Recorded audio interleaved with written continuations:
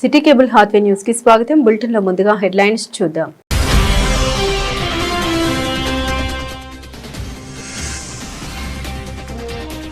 పెద్దపల్లి జిల్లాలో శిశు విక్రయాలు జరిగినట్టు స్థానిక ప్రచారం జరగడంతో శిశు విక్రయాల ఘటనపై దర్యాప్తు చేస్తున్న అధికారులు.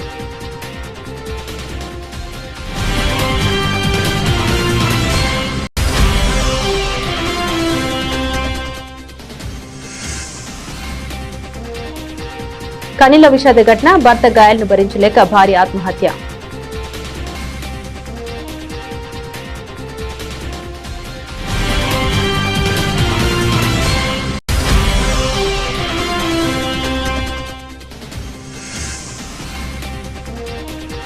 రోడ్డు ప్రమాదాల నివారణ, సురక్షిత ప్రయాణమే లక్ష్యంగా రోడ్డు భద్రత, అవగాహన కార్యక్రమాలు.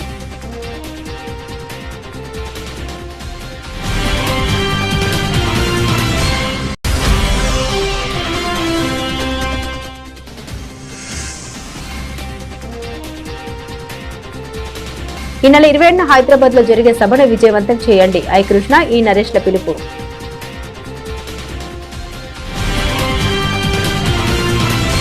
పెద్దపల్లి జిల్లాలో శిశు విక్రయాలు జరిగినట్లు స్థానిక ప్రచారం జరగడంతో శిశు విక్రయాల ఘటనపై అధికారులు దర్యాప్తు చేపట్టారు. పెద్దపల్లి జిల్లా కాల్వ శ్రీరాంపూర్ మండలం పెద్దరాతుపల్లి గ్రామంలోని చెంచు కుటుంబాలకు చెందిన 4 గర్భిణులు పెద్దపల్లి మాతా శిశు ఆరోగ్య కేంద్రంలో ఇటీవల ప్రసవించగా వీరిలో 4 మహిళలు ఆసుపత్రి నుండి డిశ్చార్జ్ అయిన తర్వాత శిశువుల్ని అక్కడే ఒప్పందం కుదుర్చుకున్న వారికి శిశువుల్ని అప్పగించి స్వగ్రామానికి వెళ్లినట్లు సమాచారం. ఈ విషయంపై సమాచారం అందుకున్న జిల్లా వైద్యాధికారి ప్రమోద్ కుమార్, జిల్లా బాలల హక్కుల సంరక్షణ అధికారి కనకరాజు తన సిబ్బందితో పెద్దరాజుపల్లి, కూనారం, శ్రీరాంపూర్ ప్రభుత్వ ఆసుపత్రిలో విచారణ చేపట్టారు.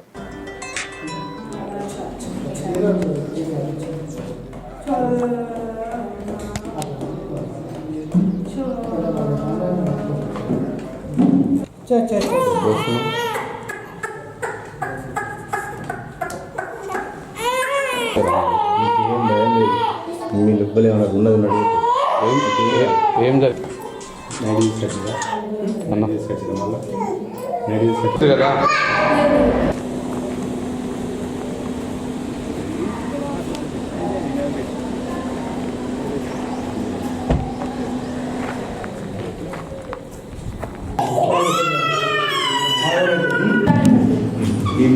పాప ఎప్పుడు వచ్చింది?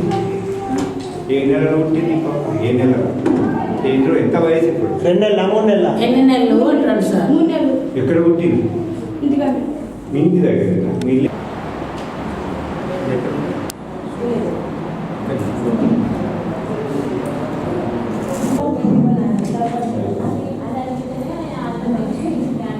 పెద్దపల్లి జిల్లాలో శిశువుల విక్రయం అనే కథనాన్ని ఆధారంగా చేసుకుని గౌరవ జిల్లా సంక్షేమ అధికారి గారి ఆదేశాల మేరకు దాని విచారణ నిమిత్తం ఇక్కడికి రావడం జరిగింది.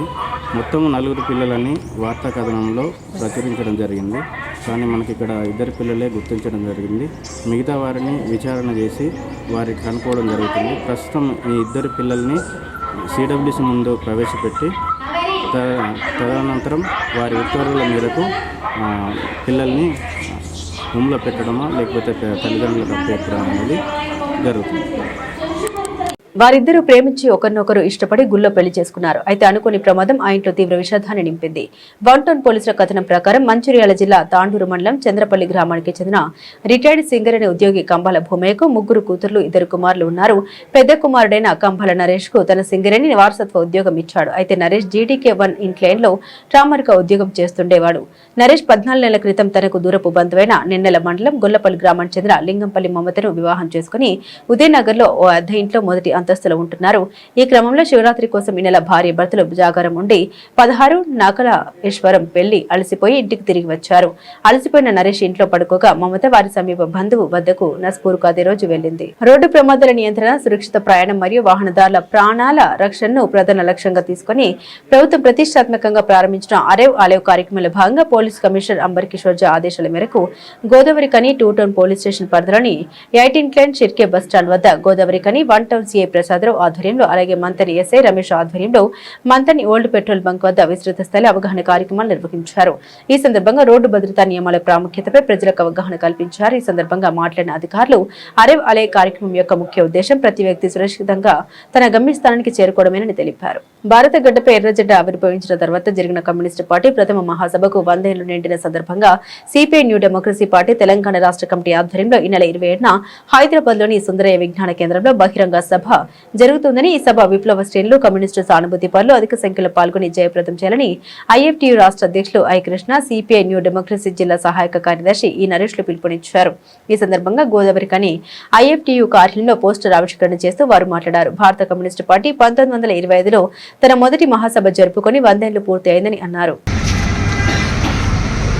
కమ్యూనిస్టు పార్టీ ఆవిర్భవించి 100 ఏళ్లు నిండిన సందర్భంగా ఈ నెల 27న సుందరయ్య విజ్ఞాన కేంద్రంలో సిపిఐఎంఎల్ న్యూ డెమోక్రసీ ఆధ్వర్యంలో 100 ఏళ్ల సభను నిర్వహించబోతున్నాం. ఈ యొక్క సభకు కార్మికులు, రైతులు, ప్రజలు అధిక సంఖ్యలో పాల్గొని దీన్ని విజయవంతం చేయాల్సిందిగా సిపిఎంఎల్ న్యూ డెమోక్రసీ ఐఎఫ్టియు జిల్లా కమిటీల తరఫున విజ్ఞప్తి చేస్తూ ఉన్నాం. ఇవాళ కమ్యూనిస్టు పార్టీ 100 ఏళ్ల సందర్భంలో అనేక మంది అమరులయ్యారు.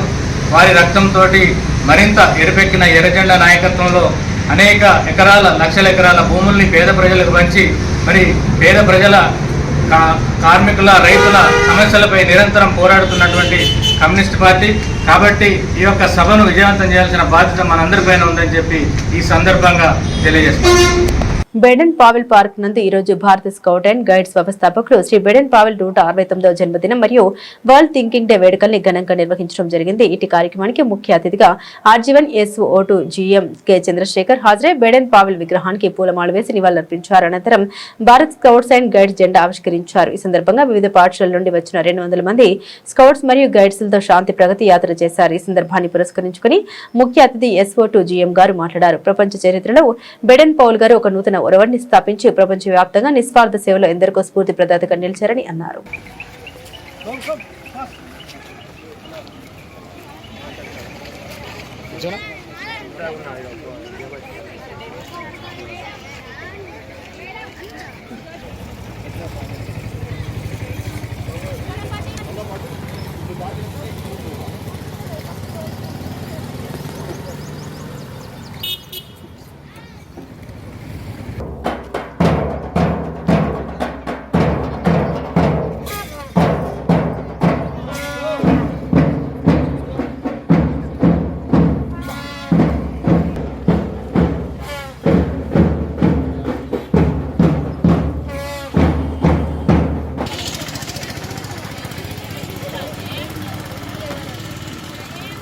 सर जुड़े सर सर सर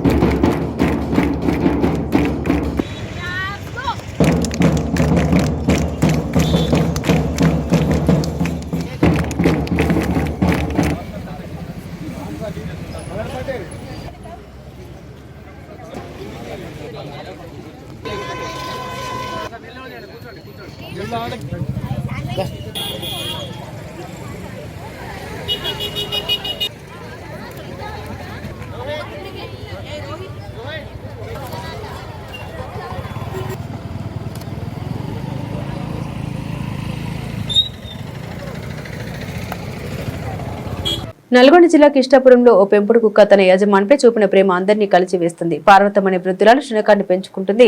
ఇటీవల ఆమె మరణించగా అంత్యక్రియలు ముగిసిన ఆ కుక్క శ్మశానం వదిలి వెళ్లలేదు. మండు టెండల్లోనూ ఆమె సమాధి వద్ద దీనంగా కూర్చుండిపోయింది. ఆ మూగజీవి కళ్ళలో కనిపిస్తున్న వేదన చూసి గ్రామస్తులు చెల్లించిపోయారు. ఈ వీడియో నెట్టింట వైరల్ అవుతుంది.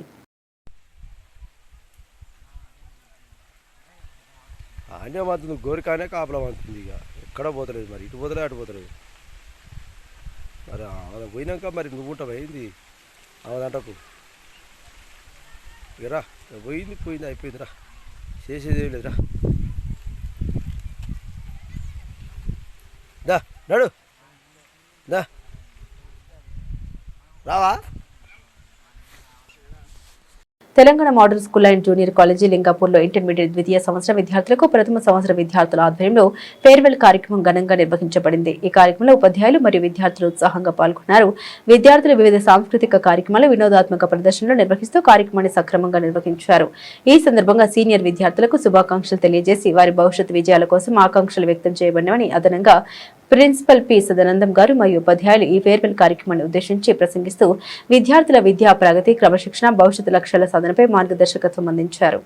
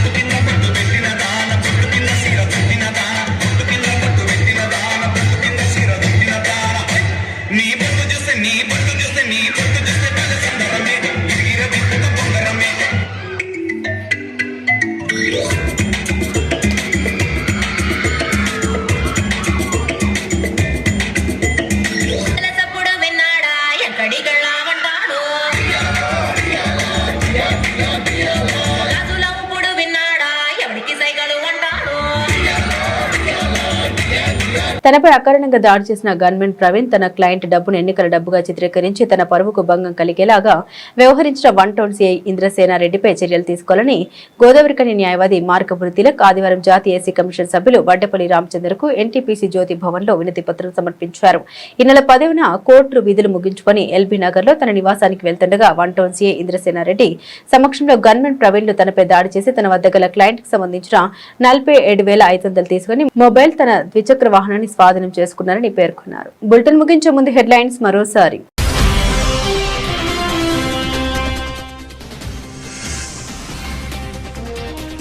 పెద్దపల్లి జిల్లాలో శిశు విక్రయాలు జరిగినట్టు స్థానిక ప్రచారం జరగడంతో శిశు విక్రయాల ఘటనపై దర్యాప్తు చేస్తున్న అధికారులు.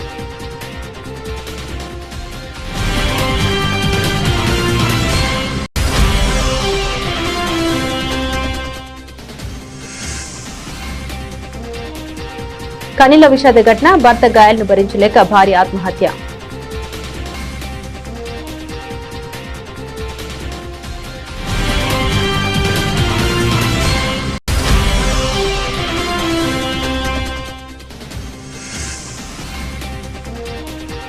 రోడ్డు ప్రమాదాల నివారణ, సురక్షిత ప్రయాణమే లక్ష్యంగా రోడ్డు భద్రత అవగాహన కార్యక్రమాలు.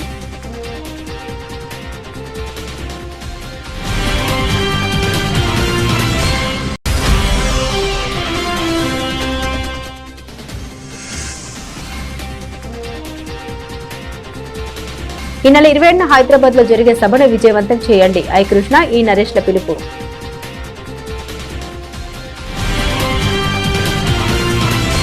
ఇవి బులెటిన్లోని విశేషాలు. తిరిగి మరో బులెటిన్తో మళ్ళీ కలుసుకుందాం. అంతవరకు సెలవు. నమస్కారం.